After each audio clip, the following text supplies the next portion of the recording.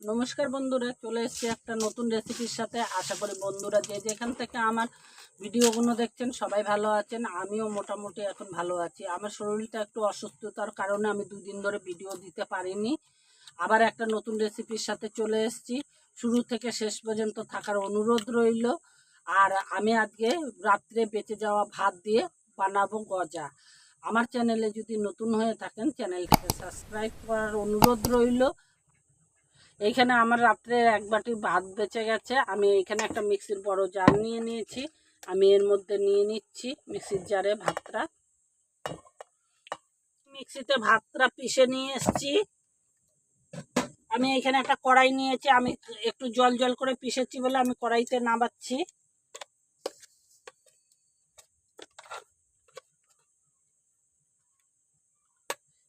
এইভাবে আমি ভাতটাকে নামিয়ে নেব মিক্সির থেকে।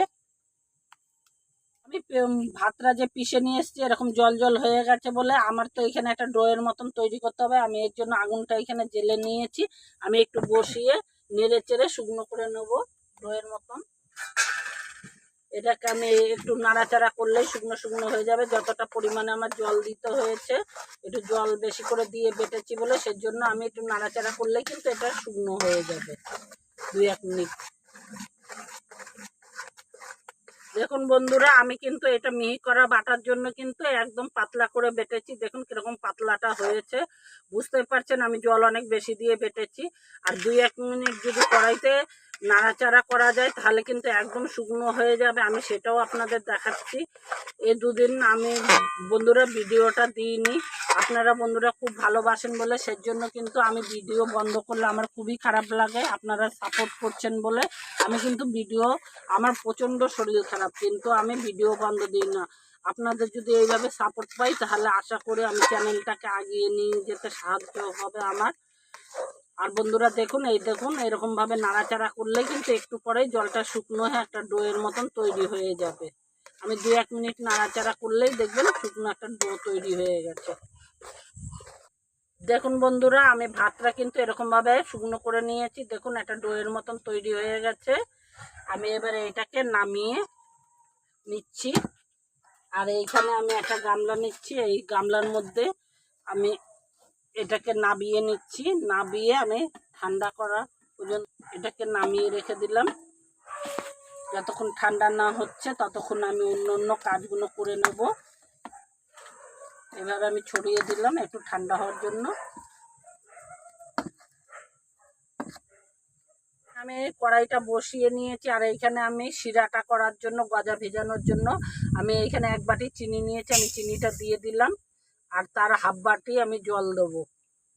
আমি হাফ বাটি জলটা দিয়ে দিলাম। আমি খুব মোটাও করব না, শিরাটা মিডিয়াম করব। আমি দেখাবো আপনাদের শিরাটা কিভাবে, মানে কতটুকু মোটা হবে সেটাও আমি আপনাদের দেখাচ্ছি। এখন যতক্ষণ না হচ্ছে আমি একটু নেড়ে চেড়ে গলিয়ে নেব। এখানে শিরাটা করার জন্য আমি এইখানে ভিনিগারের মতন আমি এটা দিয়ে দিলাম, যাতে নাকি শিরাটা মানে ঠান্ডা হলেও জমাট না বাঁধে, সেজন্য দিলাম। আপনাদের কাছে যদি পাতিলেবু থাকে তাহলে পাতিলেবু দিলেও চলবে। আমার কাছে এই মুহূর্তে পাতিলেবু নেই বলে আমি একটু ভিনিগার দিয়ে দিলাম। আমি নেড়ে চেড়ে শিরাটা তৈরি করে নিয়ে আপনাদের দেখাচ্ছি। এখানে আমার শিরাটা তৈরি হয়ে গেছে। আমি দেখাচ্ছি কীরকম করেছি শিরাটা। দেখুন এখানে তারও হচ্ছে না, হচ্ছে না, কিন্তু একটু মোটা ভাবে এসছে, চটচট করছে, মানে শিরাটা হয়ে গেছে। এবার আমি নামিয়ে নেবো শিরাটাকে উনুন থেকে। আমি নামিয়ে রাখলাম। আমি একটা পরে পাত্রে ঢেলে নেব। দেখুন বন্ধুরা, আমার এখানে মোটামুটি ঠান্ডা হয়েছে। আমি এখানে একটু ঘি দিয়ে নিচ্ছি। কারণ কি, গজা করতে গেলে ময়মের প্রয়োজন হয়। আমি যাহাতক ময়মটা দিইনি, ভাত দিয়ে করছি, সেই হিসেবে আমি এখন এটাকে একটু ঘি দিয়ে এইভাবে মেখে নিচ্ছি।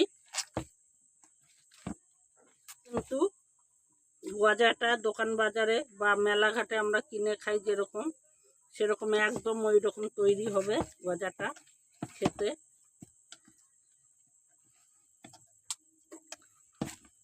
এইভাবে গজাটা করে বাড়িতে রেসিপিটা করে আমাকে কিন্তু কমেন্ট করে অবশ্যই জানাবেন যে কেমন হয়েছে রেসিপিটা আপনাদের লাগলো। আগে বন্ধুরা আশা করি আপনাদের বোঝাতে পারছি কিনা, আমার শরীরটা এমনিতে খারাপ বলে আপনাদের যে কথাগুলো আমি বলে বোঝাতে চাইছি, বোঝাতে ঠিক মতন পারছি কিনা সেটা আপনারা কমেন্টে জানাবেন। আপনারা কি রেসিপি দেখতে চাইছেন, তাহলে আমি বুঝতে পারবো যে আপনারা এই রেসিপিটা দেখতে চাইছেন। আমি সেই রেসিপিগুলোই আপনাদের সঙ্গে শেয়ার করব। এইখানে আমি 4 ভাগের 1 ভাগ 2-3 চিমটির মতন আমি বেকিং পাউডার নিয়ে নিয়েছি। আমি এটা দিয়ে দিচ্ছি। এটা কিন্তু অবশ্যই দিতে হয়, নাহলে গজাটা কিন্তু খাস্তা হবে না। আমি এটা দিয়ে ভালো করে মেখে নেব। এইখানে আমার ডোটা একটু নরম হয়েছে, সেই জন্য আমি 2 চামচের মতন এখানে ময়দা নিয়ে নিচ্ছি। দেখুন বন্ধুরা, আমি এবারে এটা দিয়ে যদি ডোটাকে মাখি তাহলে আমার শক্ত হবে, সেই জন্য আমি 2 চামচের মতন বড় চামচের ময়দাটা নিয়ে আমি মেখে ডোটা নেব। এইভাবে আমি ডোটাকে তৈরি করে আপনাদের দেখাচ্ছি। বন্ধুরা, আমি একটা ডো তৈরি করেছি। আমাদের এইখানে তো আমি বলেছি আগেই যে আমার মেয়ে পড়ে আসলে তারপর আমি ভিডিওটা করি 10টার থেকে। আমার এইখানে ডোটা একটু নরম হয়ে গেছে ভাতের, সেজন্য আমি একটু এর উপরে ময়দা দিয়ে আমরা করতে হবে কাজটা। এটা কিন্তু ময়দা দিয়ে করলেও কোনো অসুবিধা হবে না। আমি একটু হালকা করে বেলে নেব, খুব মোটা পাতলাও করব না, রুটির মতন একটু হালকা করে বেলে নেব এইভাবে।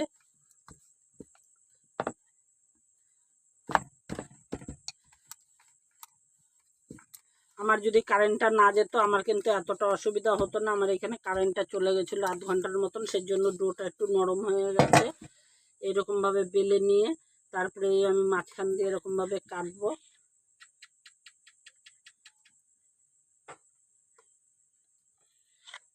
এইভাবে কেটে আমি একটার উপরে একটা সাজাবো এরকমভাবে, যাতে নাকি গজাটার লেয়ার আসে। এভাবে দিয়ে তারপরে আমি আবার চেপে এরকমভাবে নেবো। এরকমভাবে আমি 2-3 বার বেলে নেব।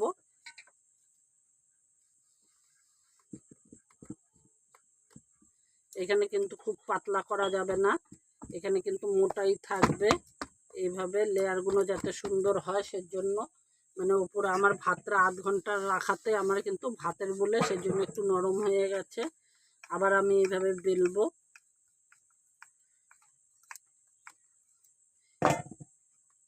এইভাবে আমি 3-4 বার বেলে বেলে পাটে পাটে করে নেব।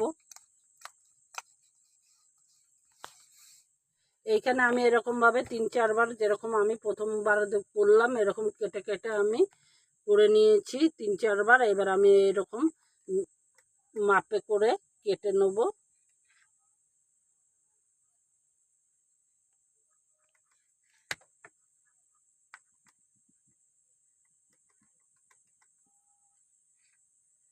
মাপ করে আমি এরকম কাটছি। দেখুন আমি দেখাচ্ছি, যে যেরকম মাপটা করবেন সে সেরকম মাপ বুঝে করে নিতে পারেন, ছোট বড়। আমি এই সাইজের করব।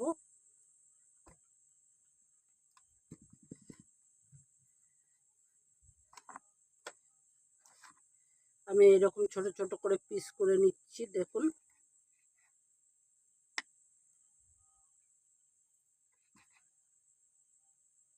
আমি খুব মোটা রাখিনি, কারণ এটা ফুলে আরো ডবল হয়ে যাবে বলে, সেজন্য আমি কিন্তু বেশি মোটাটা রাখিনি, এইরকমই মোটা করেছি।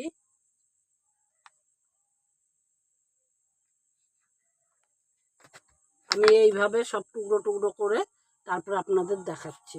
এগুলো আমি কেটে এরকম টুকরো টুকরো করে নিয়েছি। দেখুন আমার সব গজা কাটা হয়ে গেছে। আর আমি এইখানে কড়াইটা বসিয়ে দিয়েছি, কিন্তু খুব গরম করিনি, আস্তে আস্তে জাল করেই কিন্তু করতে হবে। এরকমভাবে আমি একটু গরম হয়েছে, আমি তার মধ্যে ছেড়ে দিচ্ছি। এইভাবে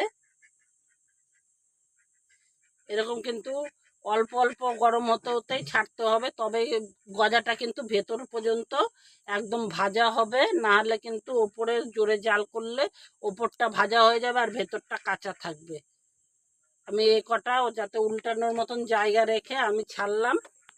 এইভাবে আমি আস্তে আস্তে জাল করে ভাজবো।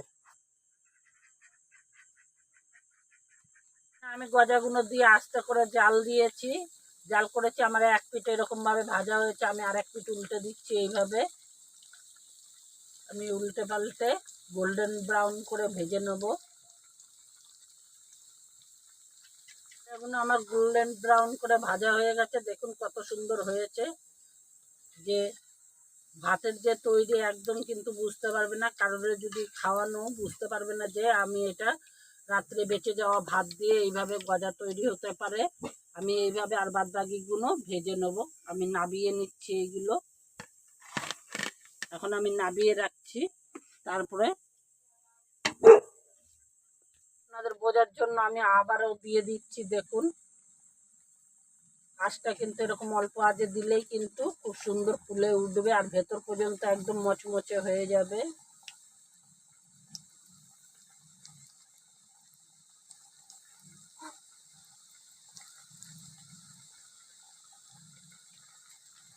আমি আবার ওরকম উল্টে পাল্টে ভেজে নেব, অল্প অল্প আঁচ দিয়ে, মিডিয়াম আঁচ দিয়ে ওরকমভাবে আবার ভেজে নেব। আর আমি যে এইদিকে ভেজে রেখেছি, আমি এগুলো রসের মধ্যে দিয়ে দেবো। রসে কিন্তু খুব বেশি সময় লাগবে না, এটা কিন্তু দেওয়ার সঙ্গে সঙ্গে এক পিঠ উল্টেই তুলে নিতে হবে, তাহলে কিন্তু ওইটা বেশি সময় লাগে না, রস ঢুকতে একটু সময় লাগবে। এরকম দিয়ে আমি দুই পিঠ উল্টে পাল্টে তুলে নেব। দেখুন বন্ধুরা কত সুন্দর হয়েছে আর কতটা খাস্তা হয়েছে, দেখে আপনারা বুঝতেই পারছেন যে একদম ফেটে ফেটে গেছে, যেরকম আমরা দোকানে বা মেলাঘাটে কিনে খাই সেরকম। কিন্তু আমি আমার সাইজটা করেছি ছোট করে, যে আপনাদের পছন্দ যেরকম হয় বড় বা ছোট করা, সেটা আপনারা করে নিতে পারেন। কিন্তু দেখে কি বুঝতে পারবে কেউ যে আমি রাত্রে বেঁচে যাওয়া ভাত দিয়ে গজাগুলো করেছি।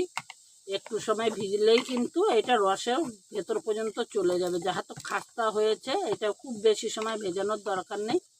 আর এইদিকে আমি এইগুলো আমার একটু ভাজা হয়ে গেছে, এক পিঠটা হয়ে গেছে, আমি আবার উল্টে দেবো।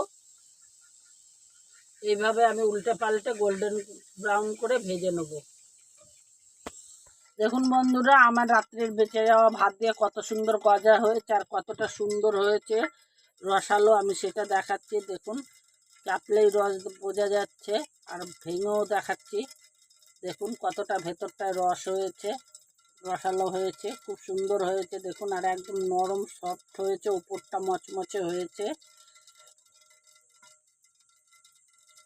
এরকম রসালো গজা কিন্তু বাড়িতে বানানো যায় বা দোকান বা মেলাঘাটের থেকে কিনে খেতে হয় না, এরকম বাড়িতে বেঁচে যাওয়া ভাত দিয়ে তৈরি করা যায়।